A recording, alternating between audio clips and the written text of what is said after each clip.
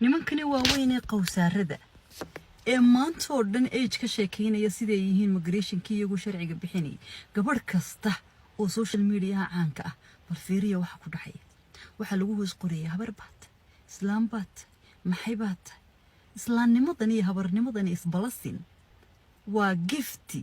only ilaahay baa bixiya there is nothing you can do about it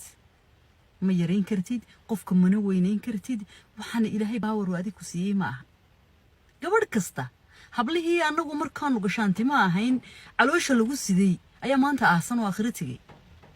anaguna waan joognaa waa balasin ilaahayna siiyay inan kasta oo social media ku jirta dibkaas haysta 90% waa nimankay ku adkeeyeen sida kan oo kale qaraar baaya inamada yaryarun baad ka qaraabata adaan kugu adkeeyay inamadan ma neersin home baan hayo meeshii odayada lagu heenayaan maxaan kugu falayaan adiga idiot baatee